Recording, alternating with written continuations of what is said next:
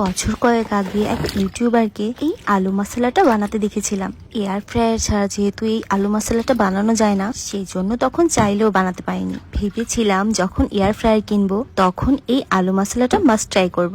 Diet maintaining এর জন্য আমি এই আলুটা অ্যাভয়েডই করতাম, আর পটেটো চিপস, ফ্রেঞ্চ ফ্রাই এগুলো খাওয়া তো অনেক দূরের কথা। তবে খেতে যে ইচ্ছা করে না সেরকমটা নয়, কিন্তু আলুর চিপস বা ফ্রেঞ্চ ফ্রাই এত হাই হিটে ডুবো তেলে ভাজা হয়, সেই জন্য খেতে অনেক ভয় পেতাম। এই আলু মশলাটা এত হেলদি ওয়েতে ফ্রাই করা হয় যে ডায়েট মেনটেনিং এ থাকলেও এটা স্কিপ না করলেও চলবে।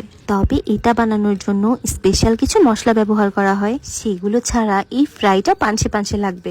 প্রথমে কিছু আলু কিউব করে কেটে ভালো করে সেদ্ধ করে নিয়েছি। তারপর সিদ্ধ করা আলুতে লবণ, মরিচের গুঁড়ো, mixed herbs, oregano, chaat masala আর সামান্য একটু ঘি দিয়ে ভালো করে মাখিয়ে রেস্টে রেখে দেবো আধা ঘন্টা পর্যন্ত।